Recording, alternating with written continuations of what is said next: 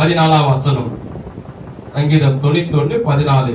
பழைய ஏற்பாடு 728 பக்கம். 728 பக்கம் நான் வாசிக்கிறேன், மத்தவங்க கவனிங்க. அவன் என்னிடத்தில் வாஞ்சியா இருக்கிறபடியால் அவனை நான் விடுவிப்பேன். என் நாமத்தை அவன் அறிந்திருக்கிறபடியால் உயர்ந்த அடைக்கலத்தில் வைப்பேன். எல்லாரும் ஆமென் சொல்லுமா? அல்லேலூயா. மீண்டும் வாசிக்கிறேன். சங்கீதம் 91:14 வசனம். அவன் என்னிடத்தில் வாஞ்சியா இருக்கிறபடியால் அவனை விடுவிப்பேன்.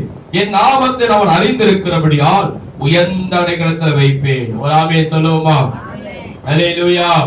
கர்த்தர் இந்த ஜூலை மாதத்திலே நமக்கு ஒரு வாக்குத்தத்தம் கொடுக்கிறார். என்ன வாக்குத்தத்தம் கொடுக்கிறார்? அவன் என்னிடத்தில் வாஞ்சியா இருக்கிறபடியால் அவனை நான் விடுவிப்பேன். என் நாமத்தை அவன் அறிந்திருக்கிறபடியால் உயர்ந்த அடைக்கலத்திலே நான் அவனை வைப்பேன் என்று கர்த்தர் நமக்கு வாக்குத்தத்தம் கொடுத்திருக்கிறார். இந்த வாக்குத்தத்தத்திலே மிக முக்கியமானது அவர் சொல்றாரு, அவன் என்னிடத்தில் வாஞ்சியா இருக்கிறபடியால். நம்ம கர்த்தரிடத்தில் வாஞ்சியா நம்ம இருக்க வேண்டும். கர்த்தர் மேல் நாம் வாஞ்சியா இருக்க வேண்டும். கர்த்தரை துதிப்பதற்கு நம்ம வாஞ்சியா இருக்க வேண்டும். கர்த்தரை ஆராதிப்பதற்கு நாம் வாஞ்சியா இருக்க வேண்டும். வேதத்தை வாசிப்பதற்கு நாம் வாஞ்சியா இருக்க வேண்டும். சத்தியத்தை கேட்பதற்கு, அதை கேட்பதற்கு நாம் வாஞ்சியா இருக்க வேண்டும்.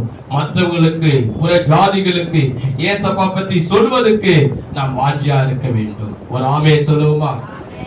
சங்கீதத்தில் நீங்க பார்க்கும்போது சங்கீதம் 42 அதிகாரம் 1 வசனம் 2 வசனத்தில் நீங்க பார்த்து என்றால் தாவீது அழகா சொல்கிறாரு.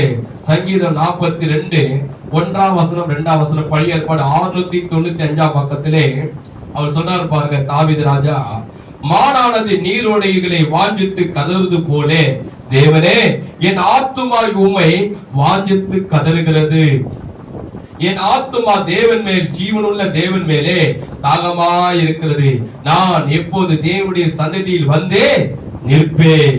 எவ்வளவு அழகா சொல்றார் பாருங்க. அதாவது நமக்கு கர்த்தர் நம்மை சத்துருடைய கரத்திலிருந்து நம்மளை விடுதலாக்குவதற்கு, வியாதியிலிருந்து நம்மளை விடுதலாக்குவதற்கு, தரித்திரத்திலிருந்து நம்மளை விடுதலாக்குவதற்கு, பொல்லாத மனுஷனுடைய கரத்திலிருந்து நம்மளை விடுதலாக்குவதற்கு, உலகத்திலிருந்து நம்மளை விடுதலாக்குவதற்கு, கடன் தொழிலிருந்து நம்மளை விடுவிப்பதற்கு, பொல்லாத பிசாசு கரத்தில் நம்மளை விடுவிப்பதற்கு முதலாவது நம்மிடத்தில் தேவன் எதை பார்க்கிறார் என்றால் தேவன் மேல நமக்கு வாஞ்சை இருக்க வேண்டும்.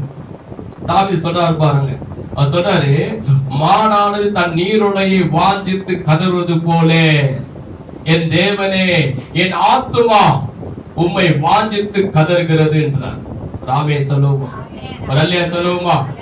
அப்ப என்ன சொல்ற? காலையில ஒரு காட்டுல இருக்கிற மிருகம், அந்த மிருகத்துல பாத்தீங்கன்னா பல மிருகம் இருக்கும். சிங்கம், புலி, கரடி, மானை, சிறுத்தை எல்லாம் இருக்கும்.